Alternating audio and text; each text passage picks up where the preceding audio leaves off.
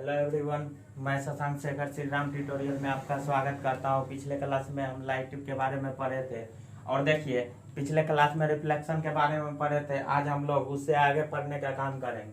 अब देखिए आज जो हम लोग पढ़ेंगे वो टॉपिक आपके बोर्ड के सामने लिखा हुआ है। अब देखिए आज हम लोग को पढ़ना क्या है।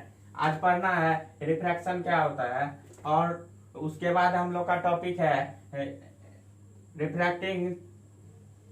रिफ्रैक्टिंग थ्रू है ग्लास स्लैब। अब ग्लास स्लैब जो होगा हम लोग का, ग्लास स्लैब से कैसे रिफ्लेक्टिंग होगा वो भी देखेंगे। उसके बाद हम लोग पढ़ेंगे लॉज ऑफ रिफ्लेक्शन। रिफ्लेक्शन क्या होता है, रिफ्लेक्शन के बारे में तो पिछले क्लास में हम लोग पढ़ लिए हैं। और देखिए अगर ये वीडियो आप लोग देख रहे हैं तो इससे पहले आप लोगों को फर्स्ट वीडियो देखना जरूरी है। जब तक फर्स्ट वीडियो आप लोग नहीं देखिएगा तो ये समझ में नहीं आएगा, क्योंकि शुरुआत में आपका छूटा हुआ है। शुरुआत अगर समझ नहीं आएगा तो लास्ट कहाँ से आएगा। इसलिए आप सब पहले इसका फर्स्ट वीडियो देख लें, शायद सेकंड वीडियो भी देख लें। इसका फर्स्ट सेकंड वीडियो डाल दिए हैं चैनल पे। ये तीसरा वीडियो है लाइट का। और देखिए इसके बाद हम लोग पढ़ेंगे रिफ्रैक्टिव इंडेक्स। उसके बाद हम लोग पढ़ेंगे रे डायग्राम फॉर लेंस। अब लेंस के लिए हम लोग रे डायग्राम भी पढ़ेंगे इसमें। उसके बाद हम लोग का नेक्स्ट लास्ट टॉपिक है lens formula and power of lens. अब देखिए lens formula and power of lens पढ़ लेंगे। उसके बाद तो इसका सारा टॉपिक खत्म हो जाएगा। आप लोगों के दिमाग में आ रहा होगा कि हम तो इतना पढ़ा चुके हैं लेकिन एक भी न्यूमेरिकल आप लोगों को नहीं करवाए। इसके लिए आप टेंशन नहीं लीजिएगा। जैसे हम लोग का ये चैप्टर खत्म हो जाएगा, चैप्टर खत्म होने के बाद हम लोग एक दो क्लास जो है सिर्फ न्यूमेरिकल करेंगे। न्यूमेरिकल भी वैसा करेंगे जो आपके बोर्ड एग्जाम के लिए इम्पोर्टेंट हो, वो सारा न्यूमेरिकल करेंगे।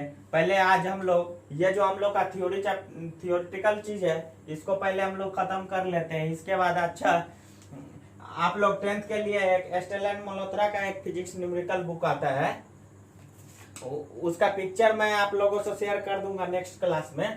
अगर आप लोग ले सकते हैं तो ले लीजिए। वो फिजिक्स के लिए बेस्ट बुक है न्यूमेरिकल बनाने के लिए। अच्छा खासा न्यूमेरिकल मिलेगा उसमें आपको। तो चलिए आज हम लोग देखेंगे रिफ्रैक्शन से। आज हम लोग स्टार्ट करते हैं रिफ्रैक्शन। तो देखिए यहाँ पे रिफ्रैक्शन का डेफिनेशन लिखे हुए हैं। रिफ्रैक्शन क्या होता है? Refraction the change of direction of light passing from one transparent medium to another. अब देखिए वन ट्रांसपेरेंट मीडियम, रिफ्रैक्शन वहां पे होगा जहां लाइट का रे जो है वन ट्रांसपेरेंट मीडियम से दूसरे ट्रांसपेरेंट मीडियम में इंटर करेगा। अब देखिए कॉजेज क्या है इसका? The speed of light change when enter one medium to. Speed of light जो है जब जैसे ही एक मीडियम से दूसरे मीडियम में जैसे ही लाइट इंटर करेगा वो चेंज वो जैसे मीडियम चेंज करेगा। अब देखिए कॉज ऑफ रिफ्लेक्शन है the speed of light change when enter one medium to another. जैसे स्पीड ऑफ लाइट जो है एक मीडियम, जैसे मान लीजिए ये आपका एक मीडियम है, ये लाइट रे यहाँ आया और यहाँ आने के बाद ये तो ऐसे जाना चाहिए लेकिन ये क्या करेगा, बेंड कर जाएगा इससे। तो इसका स्पीड चेंज हुआ। इस स्पीड ऑफ लाइट जो है, speed of light in vacuum या एयर कितना होता है? 3 × 10⁸ मीटर पर सेकेंड होता है। इसको याद रखिएगा। ये आपको एक ये ऑब्जेक्टिव क्वेश्चन के तौर पे आपसे पूछा जा सकता है या 1 मार्क्स क्वेश्चन में, सीबीएसई बोर्ड में 1 मार्क्स क्वेश्चन में ये सब पूछ सकता है। अब ऐसा नहीं बोलते कि पूछा ही जाएगा, इसमें भी पूछा भी जा सकता है क्योंकि क्वेश्चन बनता है। स्पीड ऑफ लाइट बहुत से एग्जाम में पूछा जाता है, इसलिए इसको ध्यान रखिएगा। इसको इसीलिए हम रेड पेन से ये स्टार्ट कर दिए हैं, बहुत ही इंपॉर्टेंट है, इसको याद रखिएगा। Speed of light in vacuum क्या होता है? तो वैक्यूम कहिए चाहे एयर कहिए 3 × 10⁸ मीटर पर सेकेंड होता है। अब देखिए इसका कुछ एग्जांपल देखेंगे हम लोग। अब इसका कुछ एग्जांपल देखते हैं। अब देखिए हम लोग यहाँ पे कुछ एग्जांपल देखते हैं। एग्जांपल पहले देखते हैं। A pencil is partially immersed in water appears to be bent at the surface of water. अब देखिए मान लीजिए ये एग्जांपल आप लोग अपने घर पे भी करके देख सकते हैं। ये मान लीजिए हम लोग का टब है, इसमें वाटर यहाँ तक भर दीजिए, वाटर भरा हुआ है। अब इसमें क्या कीजिए, आप पेंसिल जो है, पेंसिल को ऐसे ही डालिए, ये पेंसिल देखिए। अब देखिए जहां पे ये वाटर को टच करेगा, वाटर को जहां पे ये पेंसिल टच करेगा, वहां से आपको ये पेंसिल हल्का हल्का मुड़ा हुआ दिखेगा, हल्का मुड़ा हुआ दिखेगा यहाँ पे। क्योंकि देखिए आप बताए थे, जैसे वन मीडियम से, एक मीडियम से दूसरे मीडियम में जब लाइट इंटर करता है तो रिफ्रैक्शन होता है। तो यहाँ पे देखिए, ये जो हम लोग का पेंसिल था, पानी में जहाँ पे पानी का सतह है वहां से देखिएगा तो ये आपको हल्का मुड़ा देखेगा। ये एग्जांपल हुआ एक।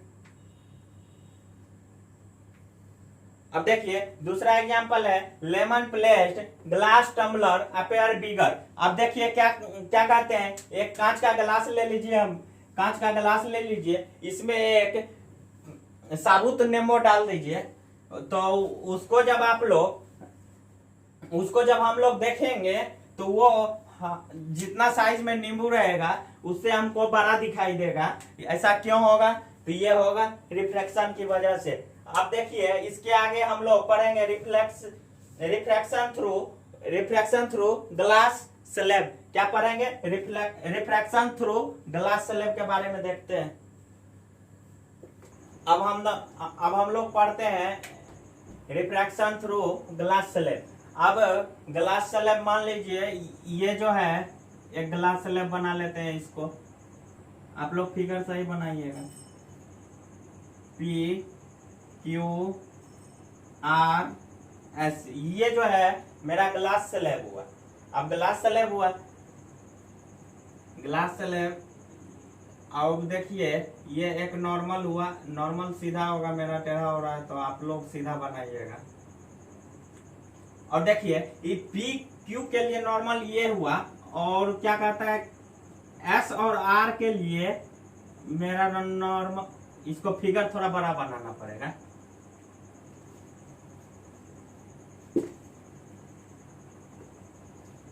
देखिए इस फिगर को ऐसे बनाइए, इसको ऐसे बनाइए,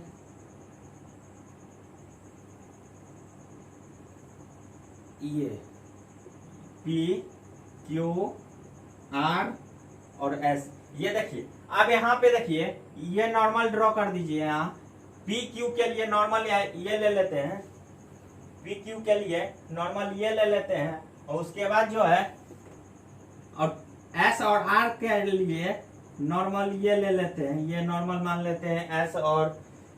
अब देखिए क्या होगा, अब यहां से कोई लाइट रे आएगा, ये लाइट रे देखिए आ रहा है, और ये लाइट रे आ रहा है, ये लाइट रे आ रहा है। उसके बाद ये लाइट रे जो है आपका, ये लाइट रे यहाँ से dot dot dot dot dot dot करके नीचे आएगा ये। और ये जो है, ये जो आपका एयर से, ये देखिए आपका एयर है, यहाँ पे एयर मीडियम है, और ये आपका ग्लास मीडियम है। क्या है? ये ग्लास मीडियम है। जैसे ही लाइट रे एयर मीडियम से ग्लास मीडियम में इंटर करेगा, ये नॉर्मल के तरफ बेंड कर जाएगा। देखिए ये नॉर्मल के तरफ बेंड किया है ना। और ये देखिए ये एंगल आई जो है, एंगल आर से बड़ा होगा। एंगल क्या होगा? ये एंगल आई जो है एंगल आर से बड़ा होगा। अब देखिए ये जो मेरा है, ये बैंड करके ये यहाँ पे मिलेगा, और यहाँ के बाद ये जो है, यहाँ के बाद ये नॉर्मल से दूर भागेगा। यहाँ से यहाँ पढ़ने के बाद ये नॉर्मल से दूर भागेगा। देखिए यहाँ पे नॉर्मल के तरफ बेंड किया, यहाँ नॉर्मल से दूर भाग रहा है, तो ये आपका है एंगल आर। इसको R2 मान लीजिए, क्योंकि यहाँ एंगल R1 इसको लीजिए, इसको एंगल I1 ले लीजिए। अब देखिएगा इसके बाद ये क्या होगा, ये आपका एंगल I2, ये आपका एंगल I2 है। देखिए इसके बाद क्या हुआ, इस दोनों के बीच में जो ये जो है इसको हम लोग x मान लेते हैं। देखिए डिस्टेंस तो मेरा ये होता, लेकिन यहाँ पे डिस्प्लेसमेंट हो रहा है। अब देखिए ये तो हो गया। अब यहाँ पे क्या हो रहा है, लेटरल डिस्प्लेसमेंट देखिए हुआ। यहाँ पे लेटरल डिस्प्लेसमेंट हुआ। लेटरल डिस्प्लेसमेंट के बारे में आगे पढ़ेंगे हम लोग।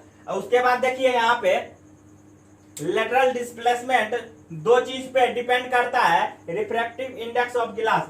अब देखिए रिफ्रैक्टिव इंडेक्स ऑफ ग्लास पे डिपेंड करता है। उसके बाद जो कहता है ये सेकेंड इसका थिकनेस ऑफ ग्लास स्लैब। और ये देखिए हमारा जो P और R जो है इसका थिकनेस पे डिपेंड करता है। जितना ही अगर इसका थिकनेस बढ़ेगा तो हम लोग का ये डिस्प्लेसमेंट बढ़ेगा। थिकनेस अगर ये बढ़ेगा थिकनेस, तो ये डिस्प्लेसमेंट हम लोग का बढ़ेगा। अगर ये थिकनेस घटेगा तो हम लोग का ये जो डिस्प्लेसमेंट है ये x जो है वो घटेगा। अब इसके बाद देखिए हम लोग, इसके बाद ये तो समझ गए होंगे। इसके बाद हम लोग पढ़ेंगे अब रिफ्रैक्शन का जो लॉज होता है। अब लॉज ऑफ रिफ्रैक्शन के बारे में देखेंगे। अब देखिए हम लोग पहला लॉज देखते हैं क्या है। पहला लॉज हम लोग का है the incident ray, refracted ray and the normal to the interface of two transparent media at the point of incidence all lie in the same plane. देखिए ये क्या कहता है कि हम लोग का ये इंसिडेंट रे और ये रिफ्लेक्टेड रे और ये नॉर्मल जो है इंटरफेरेंस ऑफ टू ट्रांसपेरेंट। अब मान लीजिए, इसको कैसे बोलेंगे, यहाँ पे होगा ये जो है इंसिडेंट रे, रिफ्रैक्टेड रे, नॉर्मल जो है, और ये सब जो है एक प्लेन पे लाई करेगा। मान लीजिए जैसे ये कोई यहां तक वाटर भरा हुआ है टब में, ये जो है रिफ्रैक्टेड रे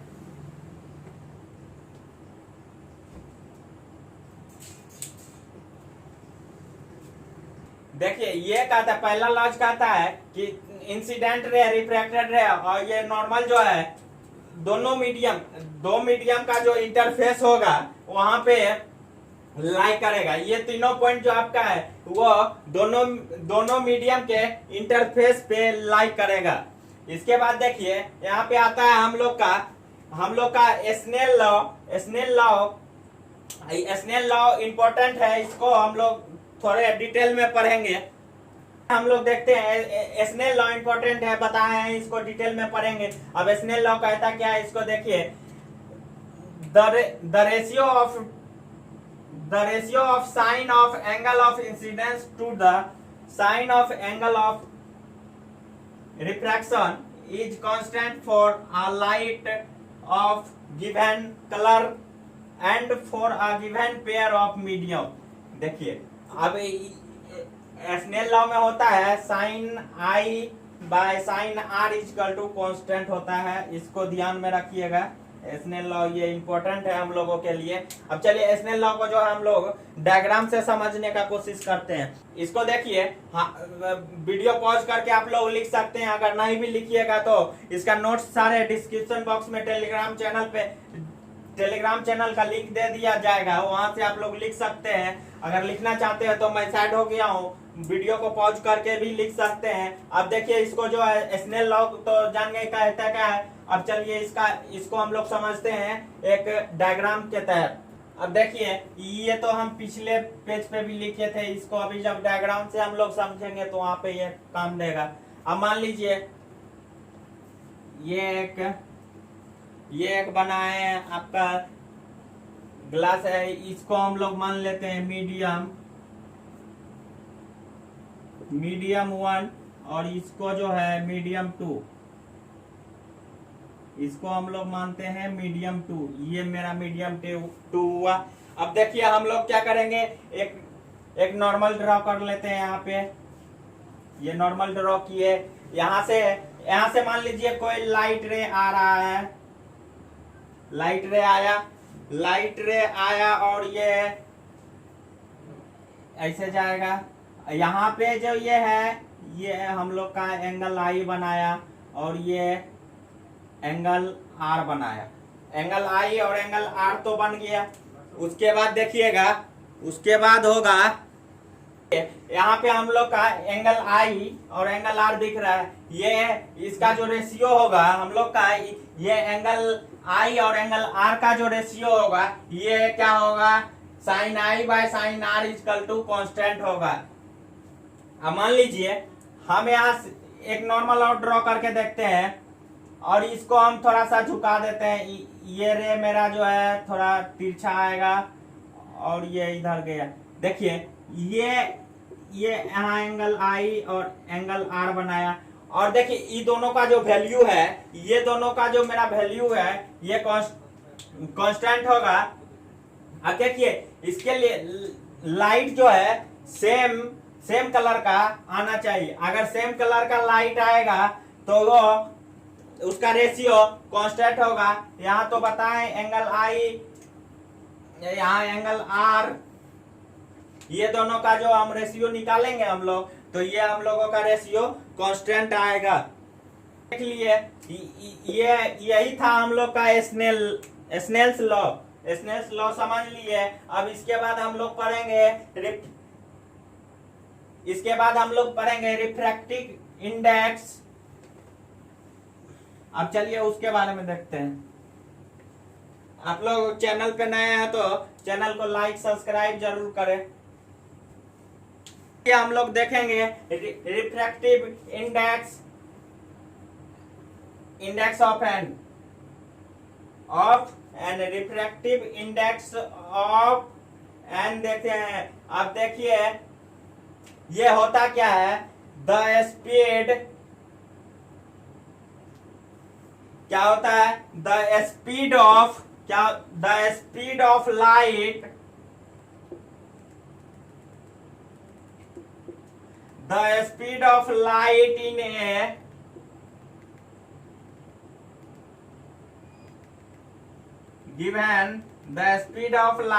a given pair of medium।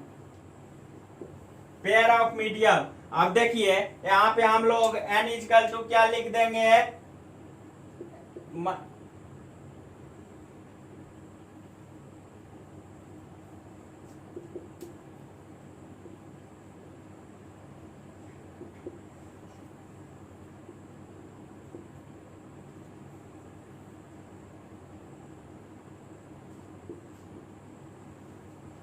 क्या लिखे हैं हम लोग, n इक्वल टू क्या लिखे हैं, velocity of light in medium 1 by velocity of light in medium 2। अब देखिए ये तो देख लिए हम लोग। अब इसके बाद हम लोग अब इसका देखिए अब इसका कुछ,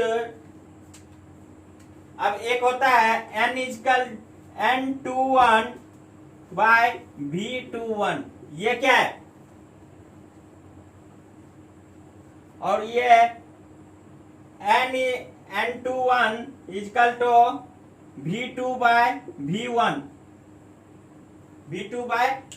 इसको देखिएगा, ये देखिए n21 का मतलब क्या हुआ, इसका मतलब ये होगा कि रिफ्रैक्टिव इंडेक्स जो है सेकेंड मीडियम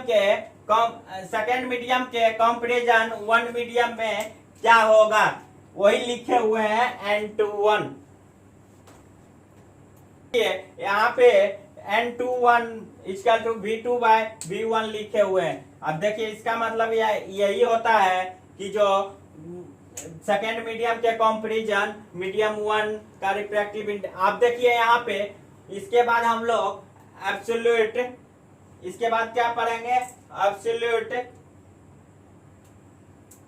क्या होता है देखिएगा। अब देखिए एब्सोल्यूट रिफ्रैक्टिव इंडेक्स देखते हैं क्या होता है। यहाँ पे refractive index of a medium with respect to volume vacuum या एयर। अब यहाँ पे देखिए ये कहता है रिफ्रैक्टिव, यही जो रिफ्रैक्टिव इंडेक्स जो है media with respect to vacuum और एयर को ही हम लोग एब्सोल्यूट रिफ्रैक्टिव इंडेक्स कहते हैं। अब इसको हम लोग देखेंगे होता क्या है।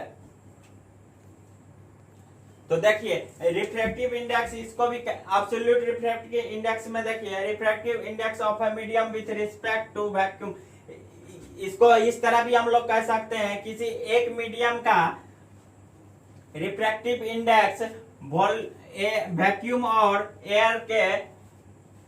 एयर में क्या होगा उसी को एब्सोल्यूट रिफ्रैक्टिव इंडेक्स कहते हैं। अब इसको हम लोग ऐसे भी बोल सकते हैं, ये n इजकल टू C/V, ये हम लोग का हुआ एब्सोल्यूट रिफ्रैक्टिव इंडेक्स C/V। अब देखिए where C is equal to 3 into 10⁸ metre पर सेकेंड, ये देखिए speed of light in vacuum में हम लोग का दिया हुआ, और यहाँ पे C इजकल टू तो हो गया, V क्या होगा अदर मीडियम होगा, अदर मीडियम, एक मीडियम तो दिया रहेगा, एक आपको निकालना रहेगा। और देखिए एक मेन पॉइंट और है इसमें, रिफ्रैक्टिव इंडेक्स जो होता है हाईएस्ट किसका होता है, सबसे हाईएस्ट रिफ्रैक्टिव इंडेक्स किसका होता है, तो वो ध्यान दीजिएगा, diamond.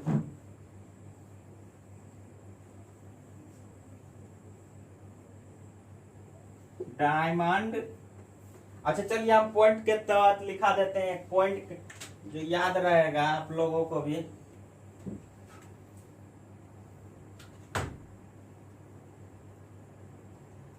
Refractive index of diamond में कितना होता है 2.42, याद रखिएगा रिफ्रैक्टिव इंडेक्स डायमंड में कितना होता है 2.42। अब देखिए आप लोग यहाँ पे हम लिखे हैं ऑप्टिकली डेंसर मीडियम। अब देखिए यहाँ पे ऑप्टिकली डेंसर मीडियम कहते हैं किसको है, तो ये होगा out of two medium higher value of refractive index. अब देखिए कोई मीडियम है हम लोग के पास, ये दो मीडियम है, ये हम लोग का हायर वैल्यू है, ये है हायर वैल्यू है, ये लोअर वैल्यू है। अब देखिए ऑप्टिकली डेंसर मीडियम उसी को कहेंगे जिस मीडियम का वैल्यू हायर होगा, और ऑप्टिकली रेयर मीडियम उसको कहेंगे आउट ऑफ टू, दोनों मीडियम में दो मीडियम दिया हुआ है और दोनों में जिसका वैल्यू लोअर होगा यानी कम होगा उसको हम लोग ऑप्टिकली रेयर मीडियम कहेंगे। ये देख लिए, इसके बाद हम लोग देखते हैं, इसके बाद भी देखेंगे। अब देखिए नेक्स्ट टॉपिक हम लोग का है स्फेरिकल लेंसेज।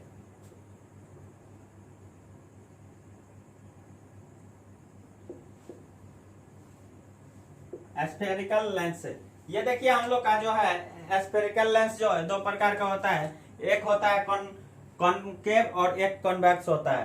तो हम लोग देखते हैं पहला कॉन्वेक्स लेंस, और दूसरा होता है कॉनकेव लेंस। दूसरा क्या होता है कॉनकेव लेंस का। यहाँ पे दो लेंस का फिगर बना हुआ है, ये हम लोग का कॉन्वेक्स लेंस हुआ और ये आपका कॉनकेव लेंस हुआ। अब देखिए इसमें कुछ पॉइंट होता है। अब देखिए कॉन्वेक्स लेंस जो है होता कैसा है, थिक फ्रॉम द कॉर्नर, ये जो है कॉर्नर से थिक होता है। यहाँ पे देखिए थिक फ्रॉम द कॉर्नर, पहला पॉइंट होता है थिक फ्रॉम द कॉर्नर, और दूसरा होता है दूसरा क्या होता है, ये थिन फ्रॉम द कॉर्नर होगा, ये आपका थिक फ्रॉम द सेंटर। और तीसरा होता है कन्वर्जिंग।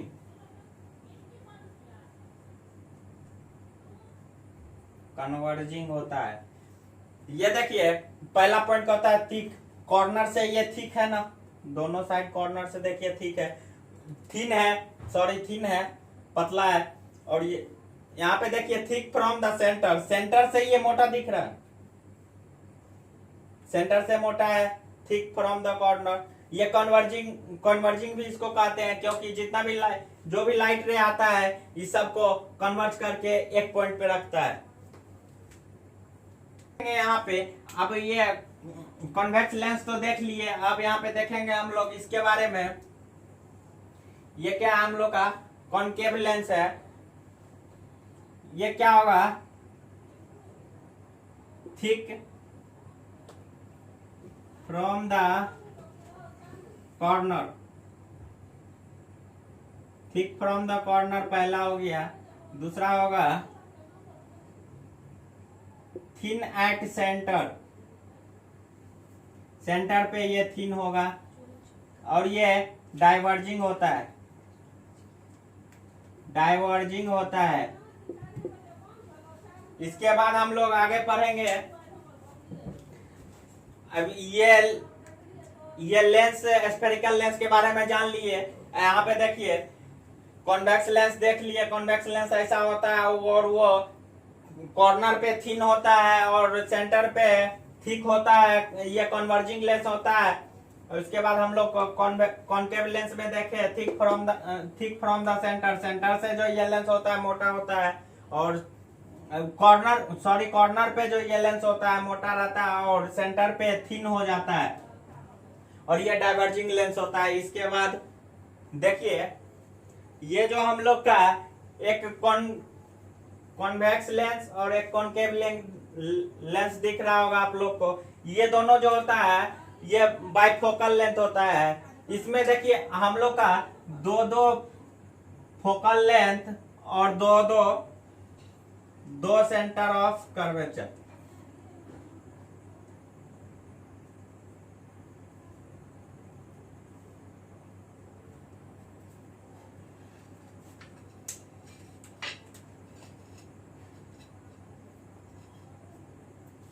फिगर आप लोग सही से बनाइएगा, आप लोग अपना फिगर सही बनाइएगा।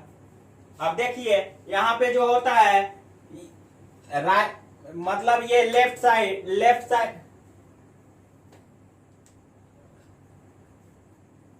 साइड में क्या होता है, लेफ्ट साइड में यहाँ पे हो जाएगा F1 और यहाँ पे C1, F1 और C1 हो जाएगा। और इधर क्या हो जाएगा, यहाँ पे फोकल लेंथ हम लोग F1 ले चुके हैं, ये F2 होगा और ये C2 होगा। उसी तरह इस लेंस में भी होता है C1, इसको F1, इसको F2 और इसको C2। ये तो देख लिए। अब देखिए इसको जो है हम लोग एक चीज और यहाँ पे क्या लिख सकते हैं, C2 के जगह हम लोग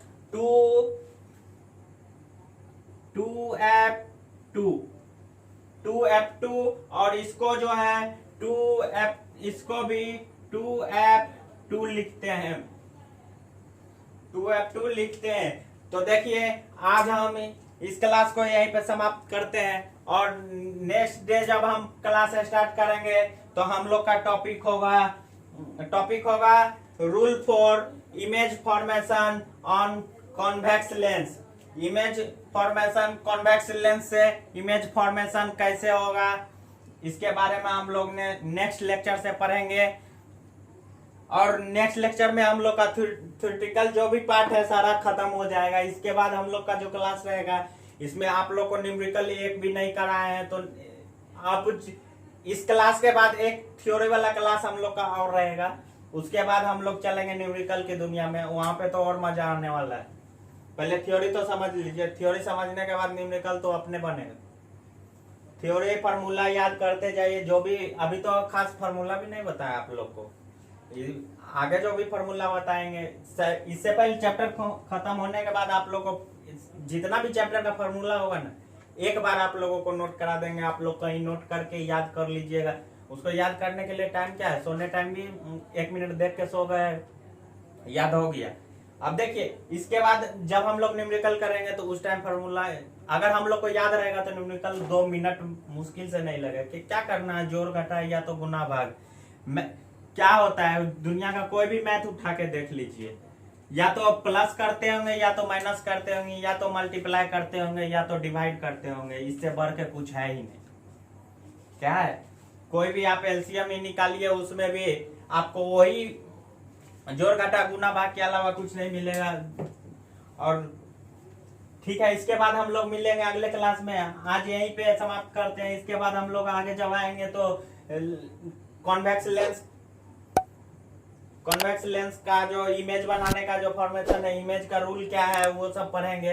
आज के लिए बस इतना ही, धन्यवाद।